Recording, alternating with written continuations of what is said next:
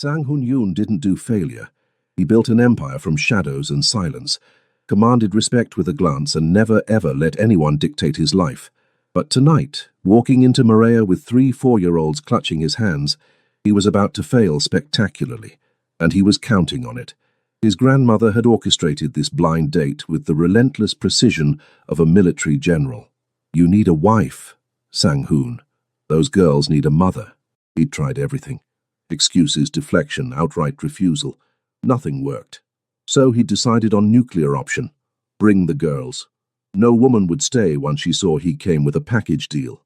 Hai-won tugged his hand. "Appa, why are we dressed fancy?" Yuna pressed closer to his leg, overwhelmed by the restaurant's elegance. Yoonji pointed at the chandeliers. "Pretty lights." His chest tightened. They deserved better than this circus. But one awkward dinner would buy him 6 months of peace from his family. Then he saw her. Across the restaurant, a woman in a simple navy dress stood, scanning the room. Her dark skin glowed under the ambient lighting, her natural curls framing her face. She looked nervous. When her eyes found his and the 3 small faces beside him, he braced for the inevitable. The polite smile, the manufactured excuse, the quick exit. Instead, she walked straight toward them and smiled. Not the tight, uncomfortable smile he expected. A real one. Warm. Curious. "Hi," she said, crouching to the girl's eye level. "I'm Sana. And who are these beautiful princesses?" For the first time in years, Sang Hun-yoon had absolutely no idea what to do. Sana Mitchell had learned early that life rarely went according to plan. Growing up in Brooklyn, working 2 jobs through nursing school, watching her mother stretch every dollar, she understood that survival meant adaptability. But tonight felt different. Tonight felt like possibility. The dating app profile had been sparse. Sang-hoon, 36, business owner, father. The photos showed a strikingly handsome Korean man with intense eyes and sharp features. No smile. Something in his expression suggested walls built high and thick. She'd almost swiped left, but then she'd noticed the background of one photo, a child's drawing taped to what looked like a home office wall. A father who displayed his daughter's art. That detail made her swipe right. What she hadn't expected was 3 daughters, or that they'd be at the restaurant, or that the man walking toward her reservation table would look like he stepped out of a Korean drama. Tailored black suit, white shirt with the top buttons undone, an intricate tattoo visible on his neck. Power radiated from him like heat. The logical response would be to leave. This was clearly a test, a barrier, a way of saying, "I'm not available." But Sana had spent her entire nursing career reading people, understanding what they needed even when they couldn't articulate it. And these little girls, they needed someone to see them, really see them. So she walked forward, crouched down, met their eyes.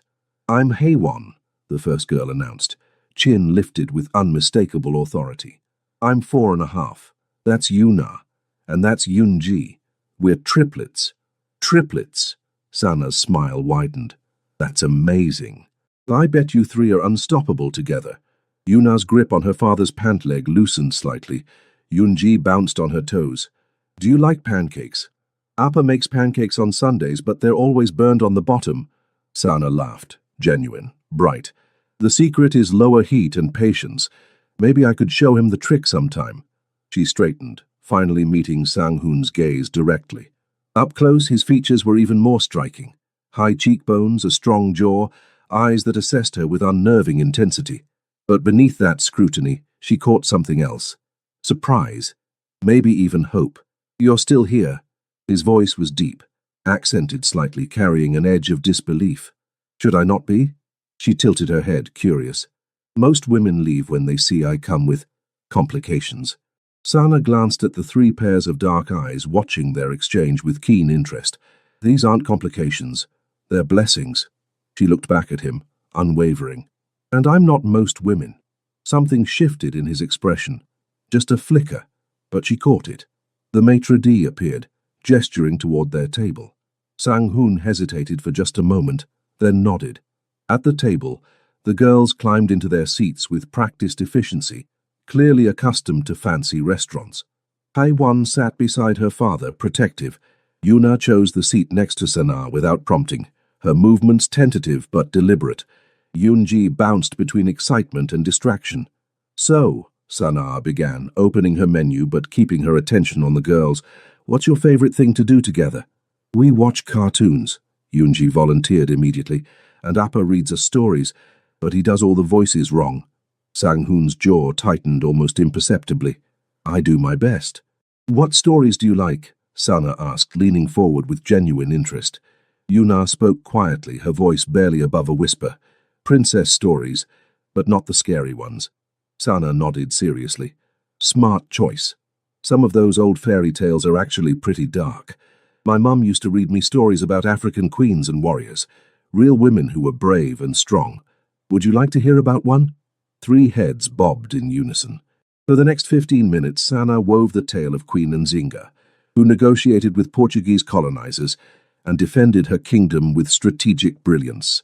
She made her voice dynamic, bringing the story to life. The girls hung on every word. Sang-hoon watched, his expression unreadable but his attention absolute. When their food arrived, Sana seamlessly helped cut Yuna's chicken without being asked, corrected Yunji's grip on her fork with gentle humor, and listened to Haiwon's detailed explanation of why strawberries were better than blueberries. "You're good with them."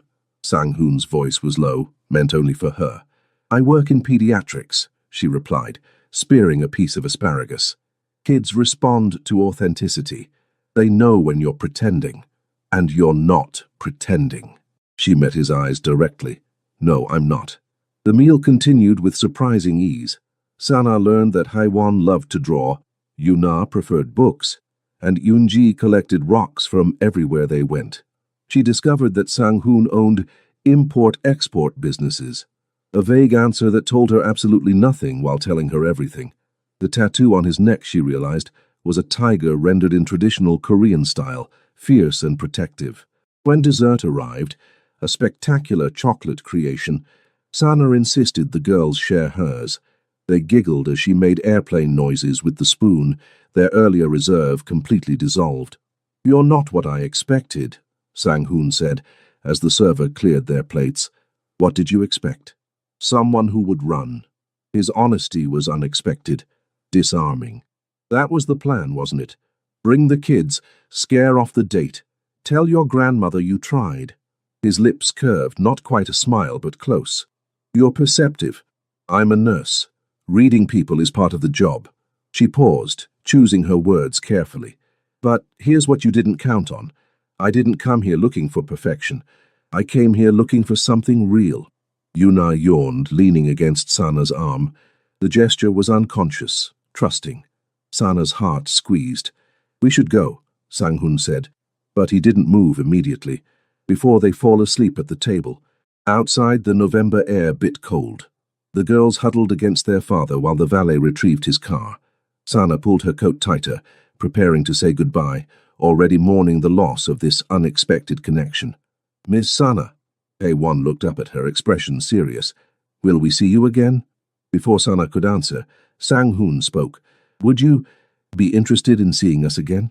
The question sounded rusty, like he hadn't asked anything vulnerable in years. Sana looked at the 3 small faces watching her with hope, then at the man who was clearly terrified of what her answer might be. "Yes," she said simply. "I would." Sang-hoon pulled out his phone, handed it to her. As she entered her number, Yunji tugged her father's sleeve. "Appa, can Sana come make pancakes with us?" He looked at Sana, something shifting behind his eyes. "Sunday, if you're free. I work until 3, but I could come after. We'll wait." The certainty in his voice sent warmth through her chest. As the sleek black SUV pulled away, 3 small hands waved frantically from the back window. Sana waved back, grinning like a fool. She had no idea what she was getting into. She didn't know about the empire he controlled, the dangers that shadowed his world, the secrets that would soon unravel. All she knew was that she'd just met 4 people who made her feel something she hadn't felt in years. Needed. What Sana didn't see was the black sedan that had been parked across the street all evening, or the man inside who had photographed her with the Yoon family, or the message he sent the moment she walked away. Target acquired. The boss has a weakness now. Sunday afternoon sunlight streamed through the floor-to-ceiling windows of Sang-hoon's Tribeca penthouse. Sana stood in the marble foyer, momentarily overwhelmed. The apartment screamed wealth. Minimalist furniture, original art on the walls, a view of the Hudson River that probably cost more than her entire year's salary. "Sana!" 3 voices shrieked in unison. The girls barreled toward her, hospital scrubs and all, their enthusiasm obliterating her insecurity about not belonging in this space. She crouched, accepting their enthusiastic hugs. "Did you 3 grow since Thursday? I swear you're taller." "We're the same," High One said seriously, but she was grinning. "Appa said you'd come, but Yuna was worried you wouldn't." Yuna flushed, hiding partially behind her sister. Sana reached out, gently tugging one of Yuna's braids. "I promised, didn't I? And I always keep my promises." Sang-hoon emerged from what she assumed was the kitchen, barefoot, wearing dark jeans and a simple white t-shirt. Casual looked good on him, dangerously good. The neck tattoo was fully visible now, the tiger seeming to prowl across his skin. "You came," relief colored his words. "Did you really think I wouldn't? People say a lot of things they don't mean." The statement carried weight, history. Sana straightened, meeting his gaze evenly. "I'm not people." Something flickered across his face. Acknowledgement. Maybe respect. "No, you're not." He gestured toward the kitchen. "Ready to teach me the secret to non-burned pancakes?"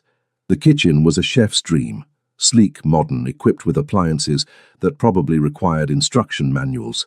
Ingredients were laid out with military precision: flour, eggs, milk, butter, vanilla, measuring cups arranged by size. "You're very organized," Sana observed, washing her hands. "Control is necessary in my life." He said it matter-of-factly, without elaboration.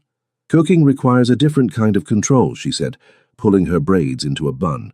"It's about feel, intuition, flexibility. Recipes are guidelines, not rules." He looked uncomfortable with that concept. Sana smiled, reaching for the mixing bowl. "First lesson, cooking is about making mistakes and learning from them. It's supposed to be fun." The girls climbed onto bar stools, watching with rapt attention. Sana handed Yoonji the measuring cup for flour. "You want to fill it just to the line, see? Then use the back of a knife to level it off." Flour dusted everywhere as Yoonji enthusiastically complied. Sang-hoon moved to clean it, but Sana caught his wrist. "It's just flour. We'll clean later. Right now we're making memories." His skin was warm under her fingers. She released him quickly, focusing back on the task. "Yuna, want to crack the eggs?" The shy girl nodded, taking an egg with careful reverence. Under Sana's patient guidance, she cracked it perfectly, her face lit up with pride. "I did it." "You absolutely did." Sana high-fived her. "Hey, One, you're in charge of stirring. But here's the secret.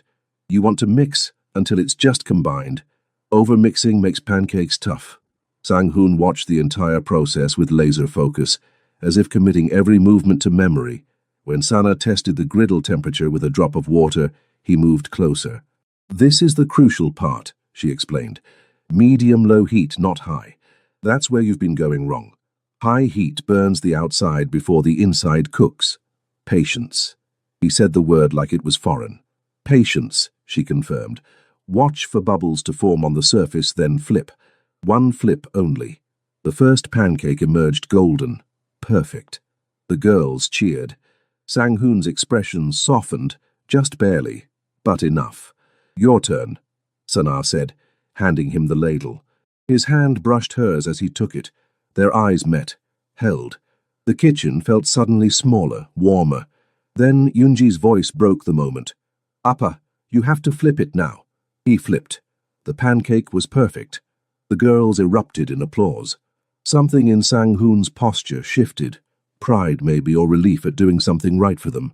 They made a mountain of pancakes, the girls helping with increasingly chaotic enthusiasm. Flour covered every surface. Batter splattered the counter. The kitchen looked like a disaster zone.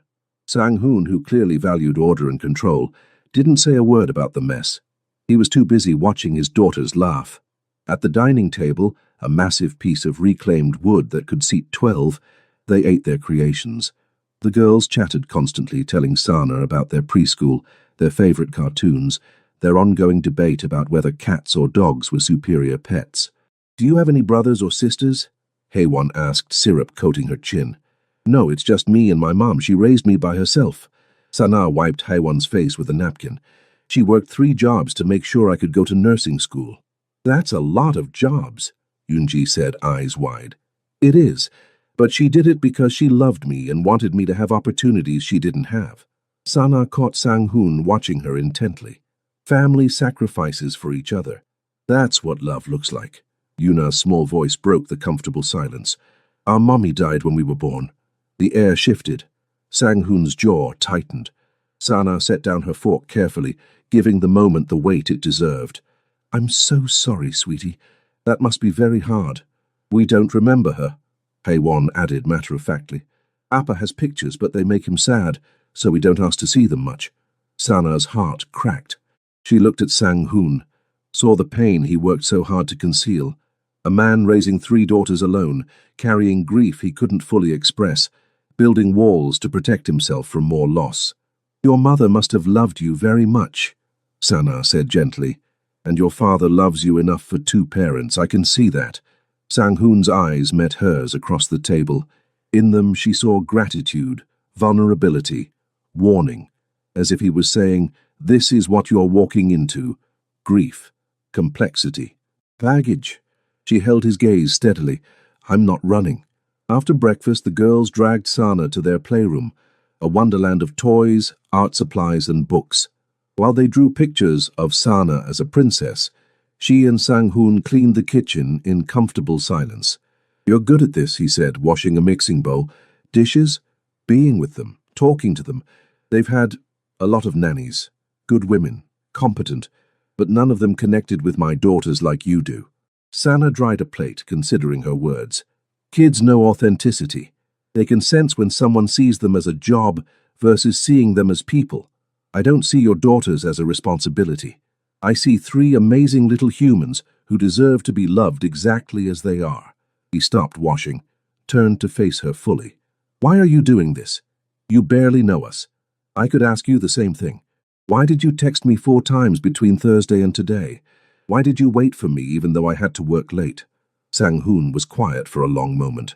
"Because in 15 years of everything I've built, every choice I've made, I've never met someone who looks at my daughters and sees possibility instead of complication, who looks at me and doesn't see." He stopped, reconsidered. "Doesn't see what?" Sana prompted gently. "Something to be afraid of." She set down the dish towel, moved closer, close enough to see the flecks of gold in his dark eyes, the faint scar above his left eyebrow, the way his pulse beat at his throat. "I'm a nurse in the ER at Bellevue. I see terrifying things every single shift. Real danger, real trauma. You're a father who burns pancakes trying to make his daughters happy. You're a man who displays their artwork in your office. Whatever else you are, that's what I see first." His hand came up, hesitated, then gently cupped her cheek. The gesture was tender, questioning. His thumb brushed across her cheekbone. "You should be afraid," he whispered. "I'm not a good man, Sana. Maybe not, but you're a good father. And right now, that's what matters." They stood there, caught in a moment that felt both inevitable and terrifying. Then Yunji's voice rang out from the playroom. "Sana, come see. You're wearing a crown." Sang-hoon stepped back, the spell broken. But something had shifted between them. A door opening, walls cracking. When Sana finally left hours later, the girls refused to let go until she promised to come back. Sang-hoon walked her to the elevator, his daughters watching from the doorway. "I need to tell you something," he said as the elevator approached. "My life is complicated. There are things about my work, my family, my world that might make you want to run." "Then tell me." "Not yet." His jaw tightened. "Not until I know you won't disappear." The elevator dinged. Sana stepped inside, turned to face him. "Sang-hoon? Whatever you think I should be afraid of. I grew up in Brownsville during the worst years. My mom worked night shifts in neighborhoods where gunshots were the soundtrack. I'm not fragile and I don't scare easy." The doors began to close. His hand shot out, stopping them. "Thursday dinner, just us. I'll tell you everything. Okay. He released the door. As she descended, Sana pressed her hand to her chest, feeling her heart race. Whatever secrets Sang-hoon carried, whatever danger lurked in his world, she was already in too deep. What neither of them noticed was the man in the lobby, pretending to read a newspaper, or the way he followed Sana's Uber with professional precision, or the call he made the moment she entered her apartment building. She's a nurse. No criminal record. No protection. She's perfect leverage. A pause. Yes, sir. The moment you give the word. Thursday evening found Sana standing outside an unmarked restaurant in Koreatown, checking the address Sang-hoon had sent 3 times. No sign. No menu in the window. Just a heavy wooden door and an intercom. She pressed the button. A voice responded in Korean. Before she could attempt to explain, the door clicked open. Inside, soft lighting illuminated a space that felt more like someone's home than a restaurant. Private booths lined the walls. Traditional Korean artwork decorated the space. The scent of sizzling beef and garlic filled the air. A woman in elegant hanbok approached, bowing slightly. "Ms. Mitchell? Mr. Yoon is waiting." She led Sana through the restaurant to a private room in the back. Sang-hoon stood as she entered, and Sana's breath caught. He wore a tailored charcoal suit, white shirt with 4 buttons undone, the tiger tattoo on full display. His hair was styled back, revealing the sharp planes of his face. He looked like power incarnate, dangerous, magnetic. "You came." The relief in his voice was unmistakable. "I said I would." She moved to the low table, accepting his help to sit on the floor cushions. "Though I'm starting to think you have trust issues." A ghost of a smile touched his lips. "You have no idea." Food began arriving, small plates of banchan, grilled meats, stews, dishes Sana had never encountered. Sang-hoon explained each one, his hands moving with unconscious grace as he prepared her plate. "This is galbi, marinated short ribs, and this is kimchi jjigae, kimchi stew. It's spicy, but you can handle spice." He paused. "Right? I'm black, and my best friend is Jamaican. I was raised on jerk chicken and pepper sauce. Try me." His laugh was unexpected, genuine. The sound transformed his face, making him look younger, less burdened. They ate in comfortable silence for a while, the tension from earlier dissolving. Sana found herself relaxing, enjoying the intimacy of the private space, the care he took in ensuring she tried everything. Finally, Sang-hoon set down his chopsticks. His expression shifted, becoming serious, guarded. "I promised you truth," he began. "So here it is. My import-export businesses. They're legitimate, but they're not my only operations." Sana's pulse quickened, but she kept her expression neutral. "I'm listening. My family has been in New York for 2 generations. We came from Busan with nothing. My grandfather built connections, established networks, some legitimate, some less so." He met her eyes directly. "I inherited an organization that operates in gray areas, protection services for Korean businesses, mediation of disputes, control of certain territories." Sana processed this carefully. "You're telling me you're in the mafia." "We don't use that word. But yes, I control Korean organized crime operations in the tri-state area. No hesitation, no sugarcoating." She should have been shocked, horrified. Instead, she found herself oddly calm. Maybe because she'd suspected something wasn't quite legal. Maybe because the danger she'd sensed in him now had context. "Are you involved in drugs, human trafficking?" Her voice was steady. "No." The answer was immediate, emphatic. "Never. Those are lines I won't cross. My operations focus on gambling, protection, loan services, and controlling distribution channels for certain goods. I keep violence to a minimum. I don't involve civilians. But there is violence. Yes." He didn't look away. "When necessary. To protect my people. To maintain order. To keep worse organizations from gaining power." Sana absorbed this, her mind racing. "Why are you telling me this now?" "Because if you continue seeing me, seeing my daughters, you need to understand the world you're entering. There are rivals, enemies, people who would use anyone close to me as leverage." His jaw tightened. "After Sunday, after you left, My head of security informed me that someone had been watching my building, following you. Ice flooded her veins. Someone followed me? We identified him. He works for the Kozlov family, Russian mob that's been trying to expand into Korean territories for years. They've been aggressive lately, looking for weaknesses. Sana's hands clenched in her lap. And I'm a weakness. You could be, which is why I'm giving you a choice. Walk away now. Tonight. I'll have you protected until things settle. Make sure you're safe. Or, he paused, the vulnerability in his expression almost painful to witness. Or you stay. Let me keep you safe. Let me bring you into this world fully, with all the protection that entails. Protection meaning what exactly? Security detail, new apartment if necessary, background checks on everyone in your life, limited freedom in some ways, enhanced safety in others. Sana stood abruptly, needing space to think. She paced the small room, her mind warring between logic and emotion. Logic said, run. Walk away from the dangerous man and his dangerous world. Protect yourself. But emotion remembered 3 little girls who lit up when she walked in. A man who looked at her like she was precious and terrifying in equal measure. A connection that felt more real than anything she'd experienced in years. What about your daughters? She asked finally. They're already targets, aren't they? Pain flashed across his face. Every single day. Which is why they have the best security money can buy. Why they go to a private school with vetted staff. Why I've sacrificed everything to keep them safe. And their mother. How did she die? Sang-hoon stood slowly, his entire body tense. Childbirth complications. Nothing to do with my work. But I wonder every day if the stress of being with me, of knowing what I was, contributed to it. Sana moved closer, seeing the raw guilt he carried. That's not how medicine works. Complications happen. Bodies fail sometimes, and it's no one's fault.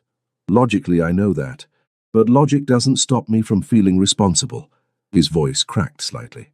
I haven't let anyone close to my daughters since. Haven't let anyone close to me, because everyone I care about is vulnerable. Yet here I am. Here you are. He reached out, his hand hovering near her face but not quite touching. And I'm terrified, because I already care what happens to you. My daughters already ask when you're coming back. You've become important in less than 2 weeks, and that makes you dangerous to my control. Sana caught his hand, pressed it against her cheek. I'm not fragile. I've worked trauma ER for 5 years. I've held people as they died. I've been threatened, assaulted, spat on. I understand danger. She turned her head, pressing a kiss to his palm. What I need to know is, do you want me in your life? In their lives? Or is this obligation? Guilt? Protection instinct? His other hand came up, framing her face with both hands now. His thumb traced her lower lip, his dark eyes tracking the movement. I haven't wanted anyone in 15 years. Haven't let myself feel anything beyond duty and anger and determination. Then you walked into that restaurant, crouched down to my daughter's level and smiled at them like they were the most important people in the world. His voice dropped to a whisper. And I wanted. For the first time since losing my wife, I wanted something for myself. Sana's breath caught. What do you want? You. Them. A life that feels like more than just survival. His forehead touched hers. But I can't ask you to risk everything for possibility. You're not asking. I'm choosing. She pulled back enough to meet his eyes directly. I choose this. I choose them. I choose you. The kiss was inevitable. His lips met hers with a desperate tenderness, like a man who'd been starving and finally found sustenance. Sana melted into it, her hands fisting in his suit jacket, pulling him closer. When they finally broke apart, both breathing hard, Sang-hoon rested his forehead against hers. There's more you need to know. My family, my grandmother especially, she's traditional. She won't approve of you, because I'm black, yes. And because you're not Korean, not connected to the organization, an outsider. He looked pained. She'll make things difficult. Sana straightened her shoulders. I've dealt with racism my entire life. In school, in nursing school, at work, from patients, from other staff. I'm not naive about what I'm walking into. She cupped his jaw. But I'm not backing down either. Those girls deserve happiness. You deserve happiness. And if your family can't see that, that's their loss. Sang-hoon pulled her close, burying his face in her braids. "You're extraordinary. I'm stubborn. There's a difference." They spent the rest of the evening talking, really talking. He told her about his childhood in Flushing, learning the family business, the weight of expectations. She shared stories of her mother's strength, her journey through nursing school, the patients who changed her perspective on life. When they finally left the restaurant, Sang-hoon insisted on driving her home personally. His security followed in a second vehicle, a reality she'd need to adjust to. At her apartment building in Crown Heights, he walked her to the door. The neighborhood was worlds away from his Tribeca penthouse, worn brownstones, corner bodegas, the sound of hip-hop drifting from open windows. "This is your home?" he asked, not judgmental, just observing. "This is my home. I grew up 3 blocks from here. My mom still lives in the neighborhood. This is my community." He nodded slowly. "Then we'll make sure it stays safe." She unlocked her door, then turned back. "Sang-hoon, thank you for telling me the truth, for trusting me. Thank you for staying." He kissed her forehead gently. "I'll have someone watching the building tonight. Just precaution." "Okay." She accepted this new reality with surprising ease. Inside her studio apartment, Sana leaned against the door, processing everything. She'd just committed to a relationship with a crime lord. She was being followed by rival gangs. She'd need security protection. By all logic, she should be terrified. Instead, she felt oddly certain, like every choice in her life had led to this moment. Her phone buzzed. A text from Sang-hoon. "The girls want to know if you'll come to their dance recital Saturday. Front row seats, naturally." Sana smiled, typing back, "I wouldn't miss it for anything." 3 blocks away, in a black sedan, a man raised his camera and photographed her illuminated window. He sent the image with a simple message. "She knows what he is, and she stayed. This changes the game." Saturday morning, Sana stood in the wings of a small theater in Manhattan, watching 3 tiny ballerinas in pink tutus nervously await their cue. Haewon stood at attention, Yuna fidgeted with her hair, and Eunji waved enthusiastically at every adult who passed. Sang-hoon materialized beside her, his presence commanding even in the chaos of excited 4-year-olds. "You came early. The girls asked me to help with their hair." She gestured to the elaborate buns she'd constructed, complete with tiny tiaras. "Besides, I wanted to see them before the performance. First recital energy is real." His hand found hers, fingers intertwining. The casual intimacy of the gesture sent warmth through her chest. In the 5 days since their dinner, they'd texted constantly, talked on the phone for hours, but this, standing together, watching his daughters, feeling like a unit, this felt significant. "My grandmother is here," he said quietly. "Front row." She insisted on attending. Sana's stomach tightened. "Does she know about me? She knows you exist. She doesn't know how important you've become." His jaw tensed. "She'll try to intimidate you. It's her way. Good thing I don't intimidate easily." Sana squeezed his hand, then released it as the stage manager called for dancers to take their positions. The girls spotted her. "Sana!" they chorused, rushing over despite their teacher's protests. "You look beautiful," Sana said, crouching to their level. "Are you excited?" "I'm scared," Yuna whispered, gripping Sana's hand. "What if I forget the steps?" Sana cupped her face gently. "Then you make up new ones. Dance is about feeling the music, not perfection. And you know what? Your Appa and I will be right there in the front row cheering for you no matter what, okay?" Yuna nodded, her anxiety visibly easing. Haewon tugged Sana's sleeve. "Is Halmione being nice to you?" The question was telling. These girls already knew their great-grandmother could be difficult. "I haven't met her yet, hey, but don't worry about grown-up stuff. Today is your day to shine." The stage manager herded the dancers toward the stage entrance. Sana straightened, feeling Sang-hoon's presence behind her like a shield. "She already loves you," he murmured, watching Haewon's protective question register. "They're easy to love." In the auditorium, Sang-hoon led her to the front row. An elderly Korean woman sat center, her posture impeccable, her expression carved from stone. She wore traditional hanbok in deep burgundy, her silver hair pulled into an elegant bun. Despite her age, power radiated from her. Sang-hoon spoke in Korean, gesturing to Sana. The woman's eyes, sharp, assessing, swept over Sana from head to toe. Then she responded in English, her accent thick but her words precise. "So, you are the nurse." "Not a question, an assessment." Sana bowed slightly, remembering the cultural respect protocols Sang-hoon had mentioned. "Yes, Halmione. I'm Sana Mitchell. It's an honor to meet you. You speak no Korean?" "Not yet, but I'm willing to learn." The woman's lips thinned. "Willing. Many things require more than willingness." She switched to Korean, speaking rapidly to Sang-hoon.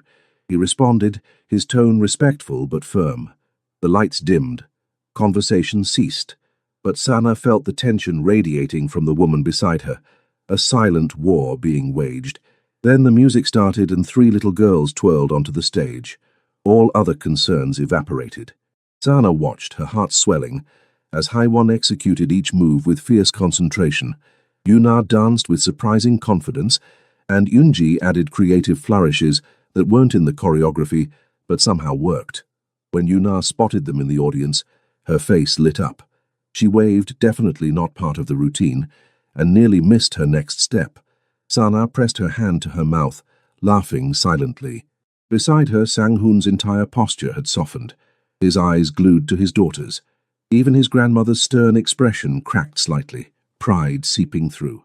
After the performance, backstage became a madhouse of excited children and proud parents. The girls barreled toward their family, and Sana braced for impact as all 3 launched themselves at her simultaneously. "Did you see? Did you see?" Yoonji bounced with uncontained energy. "You were all magnificent, absolute stars." Sana hugged each of them, her voice thick with genuine emotion. Sang-hoon's grandmother watched this interaction with an unreadable expression. When the girls finally released Sana and ran to show their great-grandmother their flowers, the elderly woman spoke again. "They like you," stated as fact, not approval. "I like them. They're remarkable children. Because their father raised them well, alone, without outside interference." Sana recognized the barb for what it was. "You're right. Sang-hoon has done an incredible job, but even the strongest people need support, need partnership, need love." The woman's eyes sharpened. "You speak of love? You know my grandson 2 weeks. You know nothing of our world, our responsibilities, our dangers." "You're right. I don't know everything, but I know those 3 girls deserve every ounce of love the world can give them, and I know your grandson carries burdens that would break most people."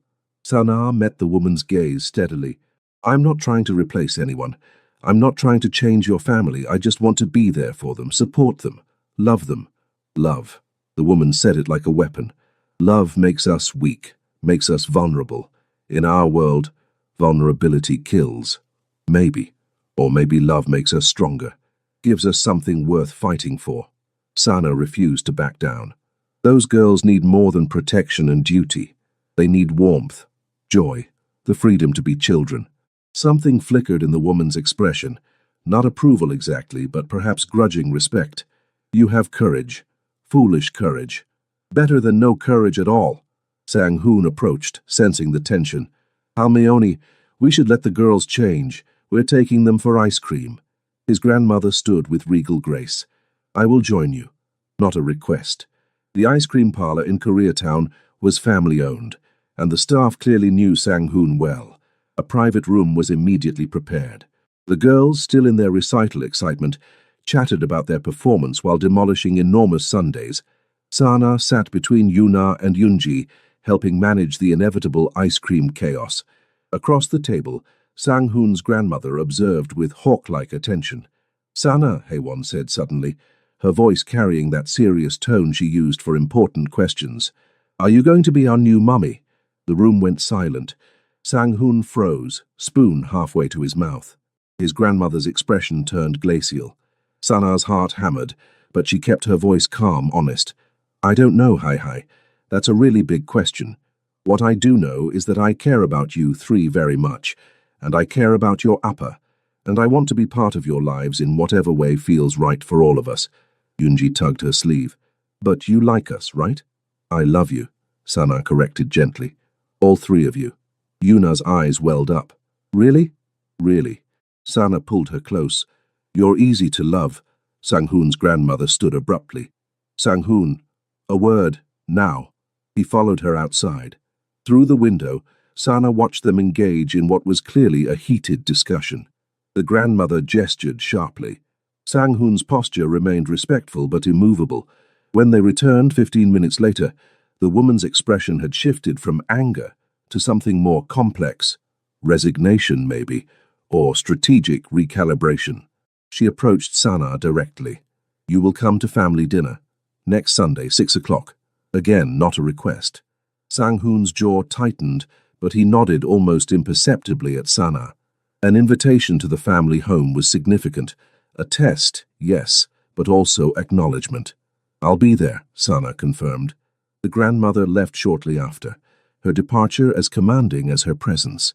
The girls immediately relaxed, the tension they'd been unconsciously holding melting away. Later, after the girls had been delivered to their apartment with their nanny, Sang-hoon walked Sana to his car. The November evening had turned cold, frost forming on windows. I'm sorry, he said quietly. She was harsh. She's protecting her family. I understand that. Sana leaned against the car. What did you say to her? Outside. Sang-hoon was quiet for a long moment. I told her that, for the first time since my wife died, my daughters are laughing again, really laughing. That they run to the door when you arrive. That Yuna, who barely speaks to strangers, talks to you for hours. He met her eyes. I told her that I would choose you, over tradition, over family approval, over everything. Sana's breath caught. Sang-hoon, I need you to understand what that means. In my world, family is everything. Defying my grandmother, it has consequences. Professional consequences. Personal ones. Then maybe you shouldn't. He pulled her close, cutting off her protest with a kiss that was fierce, possessive, desperate. When he pulled back, his forehead rested against hers. Don't ask me to choose between you and my family. Because I've already chosen. It's you. It's always going to be you. Sana's eyes burned. That's a lot of pressure. I know. But you asked for honesty. That's my truth. You and my daughters. You're my family now. Everything else is just politics. They stood there in the cold, holding each other, both aware that they'd crossed a line that couldn't be uncrossed. Sana had been welcomed into a world of danger and tradition. Sang-hoon had declared his choice to his family. There was no going back now. What neither of them saw was the figure in the shadows across the street, or the camera capturing their embrace, or the call being made to a number in Brighton Beach. The grandmother disapproves, but he's chosen the nurse anyway. Family drama we can exploit. A pause. Tomorrow night, when she leaves the hospital. That's when we move. Sunday night shift at Bellevue Hospital meant controlled chaos. Sana moved through the ER with practiced efficiency, her mind focused on patients, even as part of her consciousness buzzed with anticipation. Tomorrow she'd meet Sang-hoon's extended family. Tonight, she just needed to survive 12 hours of medical emergencies. At 11 p.m. she stepped outside for a rare break, pulling her jacket tight against the December cold. The ambulance bay was relatively quiet, just the distant wail of sirens and the hum of the city. Her phone buzzed. A text from Sang-hoon. The girls insisted I send you this. An attached photo showed all three girls in matching pajamas, holding a sign that read, "We miss Sana." Her heart melted. She was typing a response when she noticed the black van. It had been parked in the same spot for the past hour, engine running. Something about it prickled her instincts, the same instincts that warned her when a patient's vitals were about to crash. Sana turned to go back inside. The van's doors opened. 3 men emerged, moving with coordinated precision. Professional. Dangerous. She ran. Didn't think. Just moved. Her years of ER training kicked in. Assess the threat. Create distance. Find help.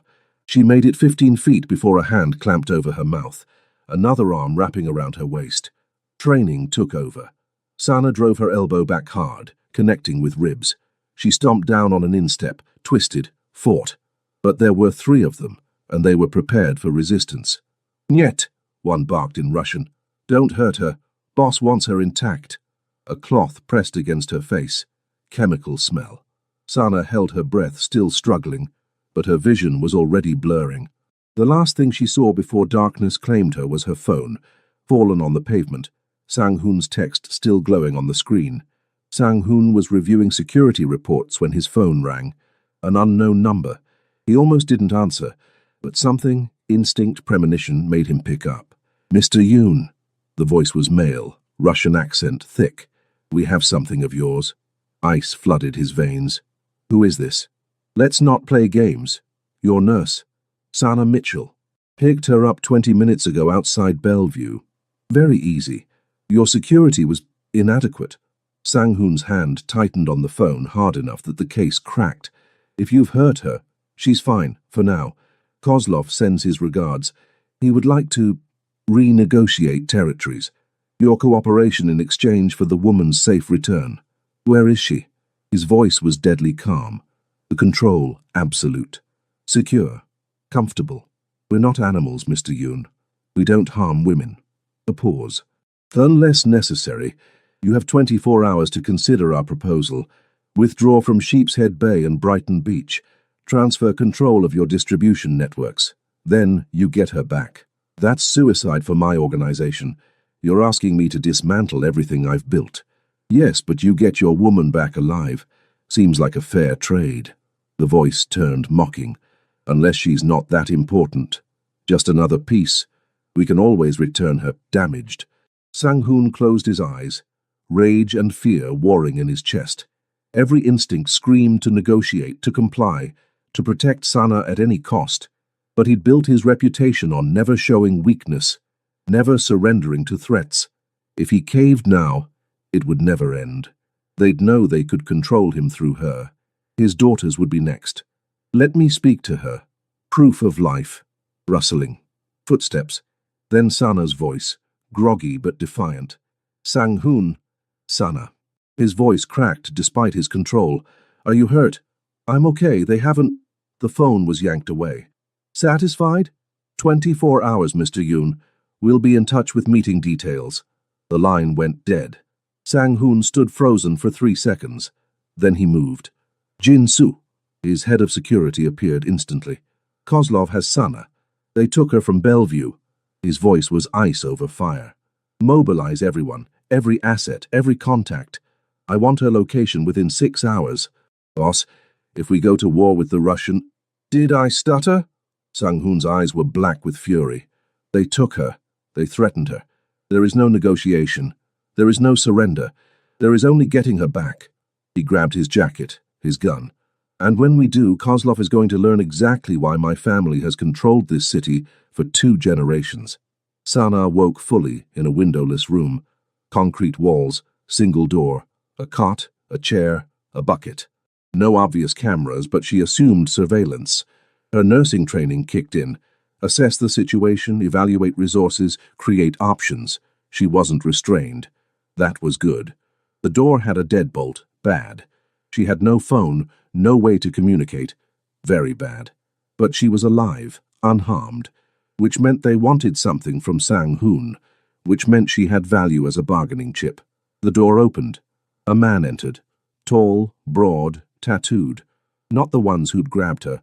This one wore expensive clothes, carried himself with authority. "Miss Mitchell, I am Dmitry Kozlov." His English was accented but perfect. "I apologize for the dramatic introduction, but your boyfriend left me few options." Sana stood, refusing to show fear. "He's not my boyfriend, and kidnapping is a federal offense." Kozlov laughed. "You think police matter in our world? You think laws apply?" He pulled out a chair, gestured for her to sit. She remained standing. "Stubborn. I respect that. You're tougher than the last one." "Last one?" Yoon's wife. She was softer, broke easily. He said it casually, like discussing the weather. Horror crashed through Sana. "You killed her?" "Not personally, but her death was convenient for my organization. Weakened Yoon, made him vulnerable." Kozlov leaned forward. "You, though, you're different. Stronger. Maybe you'll survive this." Rage joined the fear. This man had orchestrated the death of Sang-hoon's wife, had stolen the girl's mother, and now threatened her. "He'll come for me." I'm counting on it. Either he surrenders territory, or he tries to rescue you and walks into a trap. Either way, I win. You underestimate him. Perhaps. Or perhaps you overestimate how much you matter to him. Kozlov stood. We'll see. Try to rest, Ms. Mitchell. Tomorrow will be eventful. He left. The deadbolt clicked. Sana sank onto the cot, her mind racing. She needed to survive, needed to find a way out. Because if Sang-hoon came for her, and he would, she refused to be just a damsel waiting for rescue. 18 hours later, Sang-hoon sat in his car 2 blocks from a warehouse in Red Hook. His entire organization had mobilized. Every informant, every connection, every resource. They'd traced Sana's phone signal before it went dead, tracked the van through traffic cameras, identified the warehouse as a Kozlov front. Jin-soo outlined the plan. 12 men inside, heavy weapons. Kozlov himself is there, probably hoping you'd come. It's a trap. Obviously, so we don't walk in the front door. Jin-soo pulled up building schematics. Old loading dock, maintenance access. We can get in undetected, extract her, be gone before they realize. Sang-hoon studied the plans, his tactical mind working through scenarios. Then his phone buzzed, a video message. His blood ran cold. Sana, tied to a chair. Kozlov beside her, gun pressed to her temple. Mr. Yoon, time's up. Front door. Alone. Or I decorate the walls with her brain. Sana's eyes met the camera. No tears. No begging. Just fierce, unmistakable defiance. Even bound and threatened, she was magnificent. Boss, Jin-soo started. I'm going in. It's suicide. Sang-hoon looked at his oldest friend, his most trusted lieutenant. Then you'll need to be smart about extraction. Give me 5 minutes inside, then hit them from 3 sides. Smoke, chaos, overwhelming force. He checked his weapons. Kozlov thinks he's winning. Let him believe it. He walked to the warehouse alone, hands visible, unarmed, at least visibly. The front door opened. 2 guards flanked him, searched him thoroughly, found the obvious weapons, missed the knife in his boot. Inside, Kozlov sat on a throne-like chair. Sana was bound beside him, bruised but alive, conscious. When she saw Sang-hoon, relief and terror warred in her expression. The great Sang-hoon Yoon, walking into a trap for a woman. Kozlov laughed. Love makes us weak, doesn't it? Sang-hoon's eyes never left Sana. Or it makes us dangerous because men with nothing to lose are predictable, men with everything to lose? He smiled. Cold, lethal. We're willing to burn the world down. Brave words from a man surrounded by my guns. Your guns, my city. Your warehouse surrounded by my people. Sang-hoon checked his watch. 3 minutes ago, your supply lines were cut. 2 minutes ago, your lieutenants were arrested. We have connections you don't. 1 minute ago, your accounts were frozen. Kozlov's confidence flickered. You're bluffing. Am I? Check your phone. See how many calls you've missed in the last hour. Kozlov grabbed his phone. His face paled. 37 missed calls. Frantic messages. Chaos.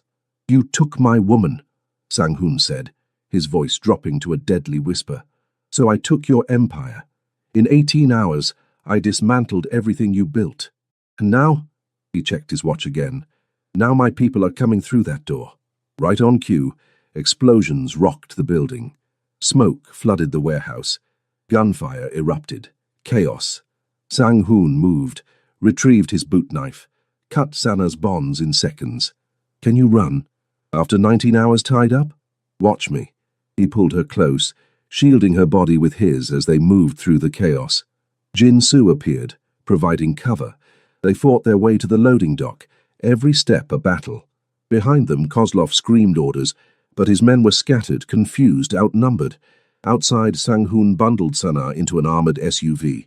Only when the doors closed and they were moving did he finally let himself breathe. You came, Sana whispered, her voice breaking. Did you think I wouldn't? He pulled her against his chest, his hands shaking slightly as they cradled her head. You're mine. No one takes what's mine. She laughed, the sound half sob. Possessive much? Absolutely. He kissed her forehead, her cheeks, finally her lips. And if anyone ever tries this again, I will end them. Their families, their organizations, everything.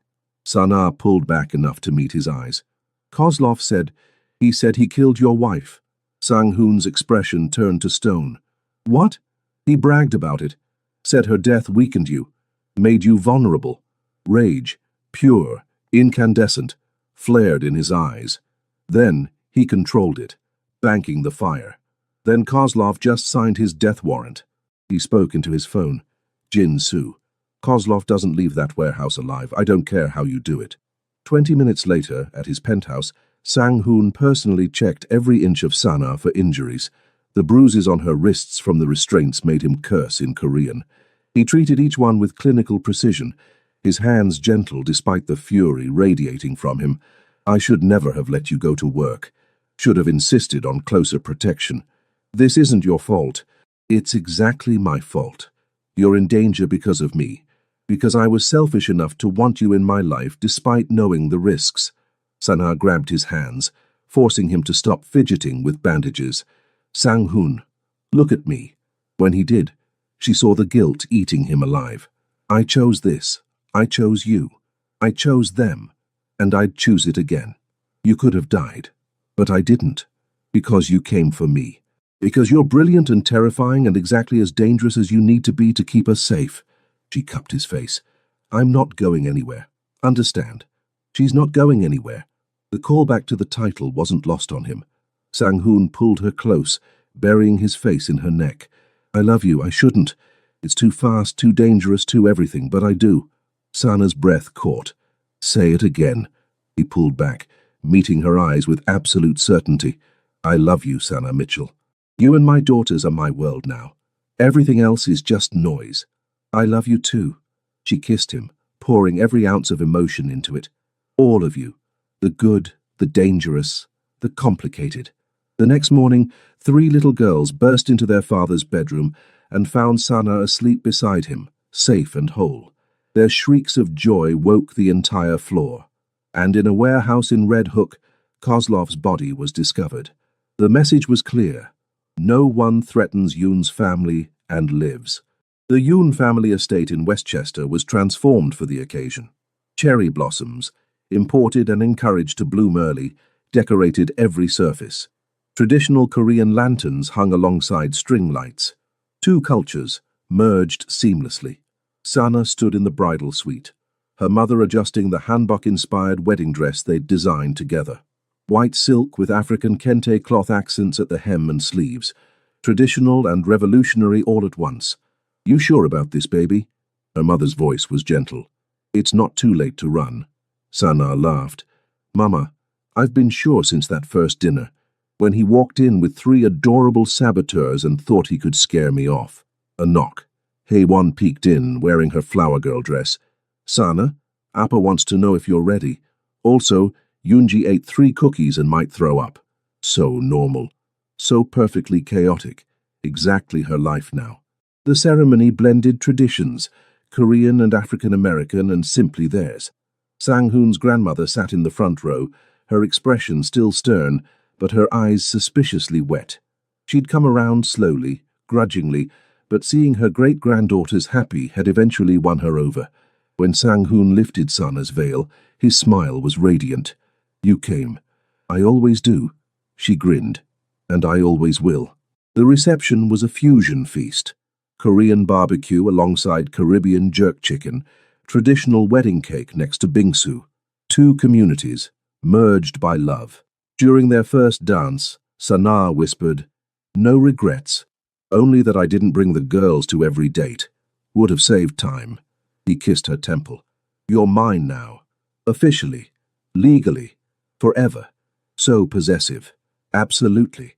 He spun her, then pulled her close. She's not going anywhere. None of them are. 3 little girls crashed into them, demanding to dance too. They laughed, making space, creating a circle of 4 that became the center of everything.